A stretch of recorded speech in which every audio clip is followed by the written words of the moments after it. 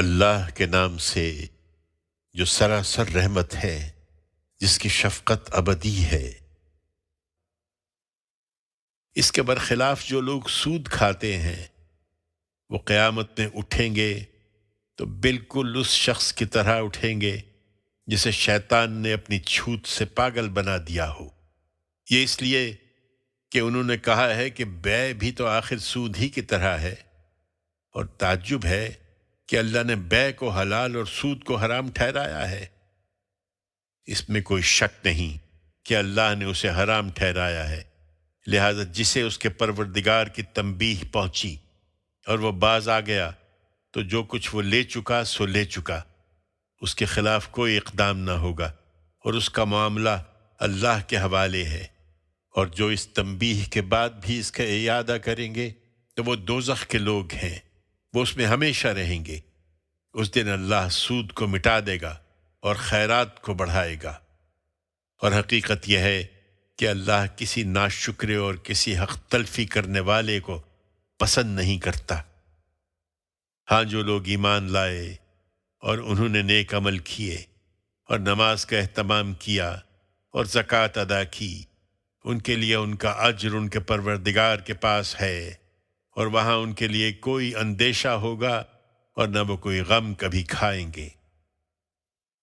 ایمان والو، اگر تم سچے مومن ہو تو اللہ سے ڈرو، اور جتنا سود باقی رہ گیا ہے اسے چھوڑ دو۔ لیکن اگر تم نے ایسا نہیں کیا تو اللہ اور اس کے رسول کی طرف سے جنگ کے لیے خبردار ہو جاؤ، اور اگر توبہ کر لو تو تمہاری اصل رقم کا تمہیں حق ہے۔ نہ تم کسی پر ظلم کرو گے، نہ تم پر ظلم کیا جائے گا، اور مقروض کبھی تنگ دست ہو تو ہاتھ کھلنے تک اسے مہلت دو، اور اگر تم بخش دو تو یہ تمہارے لیے بہتر ہے اگر تم سمجھتے ہو۔ اور اس دن سے ڈرو جس میں تم اللہ کی طرف لوٹائے جاؤ گے، پھر ہر شخص کو اس کی کمائی وہاں پوری مل جائے گی اور لوگوں پر کوئی ظلم نہ ہوگا۔ ایمان والو، قرض کے معاملات البتہ ہوں گے، لہذا تم کسی مقرر مدت کے لیے ادھار کا لین دین کرو تو اسے لکھ لو، اور چاہیے کہ اس کو تمہارے درمیان کوئی لکھنے والا انصاف کے ساتھ لکھے، اور جسے لکھنا آتا ہو وہ لکھنے سے انکار نہ کرے، بلکہ جس طرح اللہ نے اسے سکھایا ہے وہ بھی دوسروں کے لیے لکھ دے۔ اور یہ دستاویز اسے لکھوانی چاہیے جس پر حق عائد ہوتا ہو، اور وہ اللہ اپنے پروردگار سے ڈرے اور اس میں کوئی کمی نہ کرے۔ پھر اگر وہ شخص جس پر حق عائد ہوتا ہے نادان یا ضعیف ہو یا لکھوا نہ سکتا ہو تو اس کے ولی کو چاہیے کہ وہ انصاف کے ساتھ لکھوا دے، اور تم اس پر اپنے مردوں میں سے 2 آدمیوں کی گواہی کرا لو۔ لیکن اگر 2 مرد نہ ہوں تو 1 مرد اور 2 عورتیں ہوں تمہارے پسندیدہ گواہوں میں سے۔ 2 عورتیں اس لیے کہ اگر ایک الجھے گی تو دوسری اس کو یاد دلا دے گی، اور یہ گواہ جب بلائے جائیں تو انہیں انکار نہیں کرنا چاہیے، اور معاملہ چھوٹا ہو یا بڑا اس کے وعدے تک اسے لکھنے میں کاہلی نہ کرو۔ اللہ کے نزدیک یہ طریقہ زیادہ مبنی بر انصاف ہے، گواہی کو زیادہ درست رکھنے والا ہے، اور اس سے تمہارے شبہوں میں پڑنے کا امکان کم ہو جاتا ہے۔ ہاں، اگر لین دین روبرو اور دستگرداں نوعیت کا ہو تب اس کے نہ لکھنے میں تم پر کوئی حرج نہیں ہے، اور سودا کرتے وقت بھی گواہ بنا لیا کرو، اور متنبہ رہو کہ لکھنے والے یا گواہی دینے والے کو کوئی نقصان نہ پہنچایا جائے۔ اور اگر تم ایسا کرو گے تو یہ وہ گناہ ہے جو تمہارے ساتھ چپک جائے گا، اور اللہ سے ڈرتے رہو، اور اس بات کو سمجھو کہ اللہ تمہیں تعلیم دے رہا ہے، اور اللہ ہر چیز سے واقف ہے۔ اور اگر تم سفر میں ہو اور تمہیں کوئی لکھنے والا نہ ملے تو قرض کا معاملہ رہن قبضہ کرانے کی صورت میں بھی ہو سکتا ہے۔ پھر اگر ایک دوسرے پر بھروسے کی صورت نکل آئے تو جس کے پاس رہن کی وہ چیز امانت رکھی گئی ہے وہ یہ امانت واپس کر دے، اور اللہ اپنے پروردگار سے ڈرتا رہے اور اس معاملے پر گواہی کرا لے، اور گواہی جس صورت میں بھی ہو اس کو ہرگز نہ چھپاؤ، اور یاد رکھو کہ جو اسے چھپائے گا اس کا دل گناہگار ہوگا، اور یاد رکھو کہ جو کچھ تم کرتے ہو اللہ اسے جانتا ہے۔ زمین اور آسمانوں میں جو کچھ ہے سب اللہ ہی کا ہے، اس لیے تم بھی اے بنی اسرائیل ایک دن اسی کی طرف لوٹائے جاؤ گے، اور جو کچھ تمہارے دلوں میں ہے اسے تم ظاہر کرو یا چھپاؤ، اللہ اس کا حساب تم سے لے گا، پھر جس کو چاہے گا اپنے قانون کے مطابق بخش دے گا، اور جس کو چاہے گا سزا دے گا، اور اللہ ہر چیز پر قدرت رکھتا ہے۔ تم نہیں مانتے تو اس کا نتیجہ بھی تمہیں ہی دیکھنا ہے۔ ہمارے پیغمبر نے تو اس چیز کو مان لیا جو اس کے پروردگار کی طرف سے اس پر نازل کی گئی ہے، اور اس کے ماننے والوں نے بھی، یہ سب اللہ پر ایمان لائے اور اس کے فرشتوں اور اس کی کتابوں اور اس کے پیغمبروں پر ایمان لائے۔ ان کا اقرار ہے کہ ہم اللہ کے پیغمبروں میں سے کسی کے درمیان کوئی فرق نہیں کرتے، اور انہوں نے کہہ دیا ہے کہ ہم نے سنا اور سر اطاعت جھکا دیا۔ پروردگار، ہم تیری مغفرت چاہتے ہیں اور جانتے ہیں کہ ہمیں لوٹ کر تیرے ہی حضور میں پہنچنا ہے۔ یہ حقیقت ہے کہ اللہ کسی پر اس کی طاقت سے زیادہ بوجھ نہیں ڈالتا۔ اس کا قانون ہے کہ اسی کو ملے گا جو اس نے کمایا ہے، اور وہی بھرے گا جو اس نے کیا ہے۔ پروردگار، ہم بھول جائیں یا غلطی کر جائیں تو اس پر ہماری گرفت نہ کر، اور پروردگار تو ہم پر کوئی ایسا بوجھ نہ ڈال جو تو نے ہم سے پہلوں پر ڈالا تھا، اور پروردگار کوئی ایسا بوجھ جس کو ہم اٹھانے کی طاقت نہیں رکھتے تو ہم سے نہ اٹھوا، اور ہم سے درگزر کر اور ہم کو بخش دے اور ہم پر رحم فرما، تو ہمارا آقا ہے۔ سو ان منکروں کے مقابلے میں جو ہمارے دشمن بن کر اٹھ کھڑے ہوئے ہیں تو ہماری مدد کر۔ اللہ کے نام سے جو سراسر رحمت ہے، جس کی شفقت ابدی ہے۔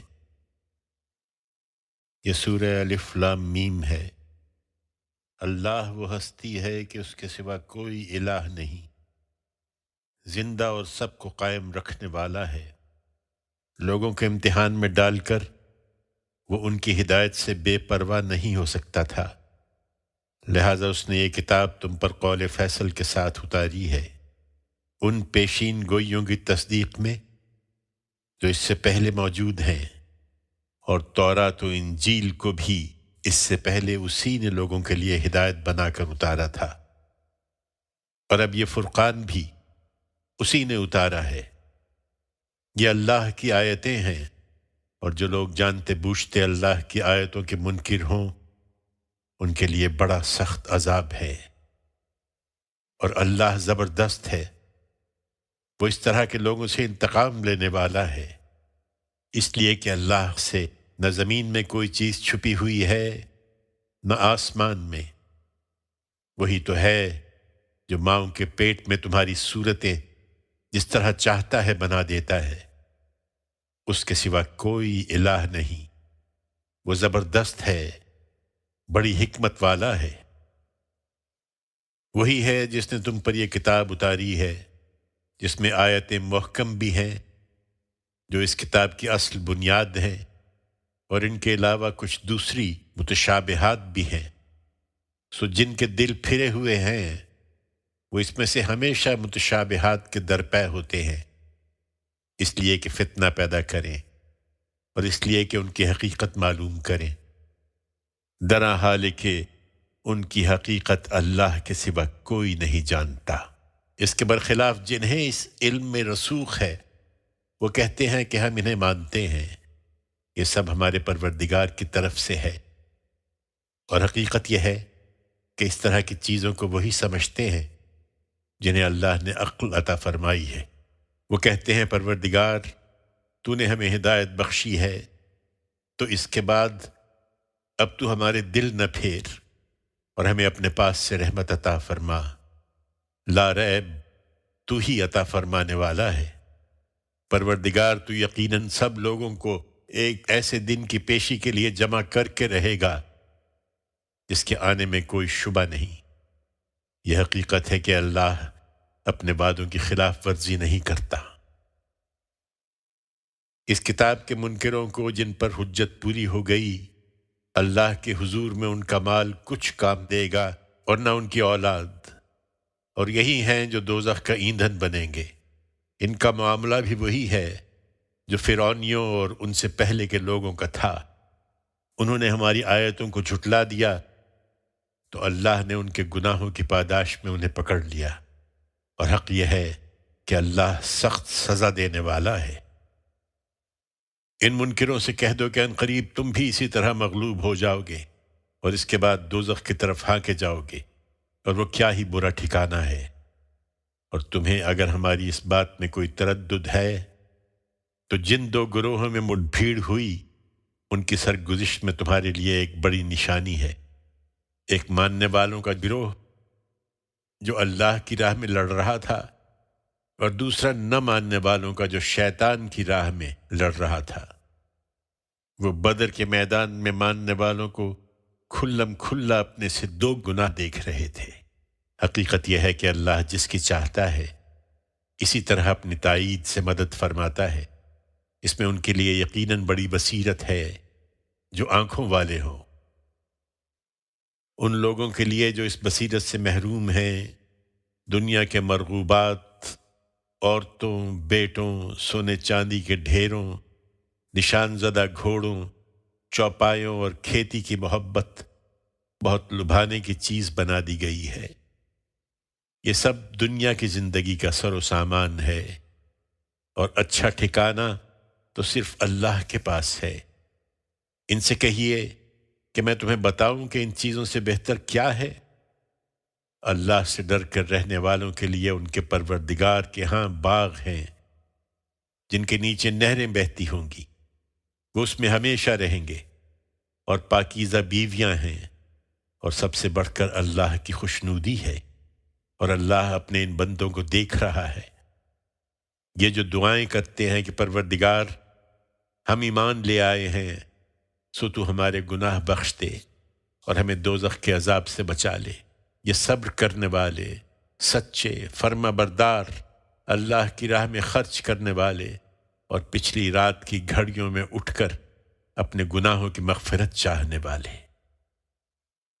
اللہ نے، اس کے فرشتوں نے اور اس دنیا میں علم حقیقی کے سب حاملین نے گواہی دی ہے کہ اس کے سوا کوئی الہ نہیں، وہ انصاف پر قائم ہے، اس کے سوا کوئی الہ نہیں، زبردست ہے، بڑی حکمت والا ہے۔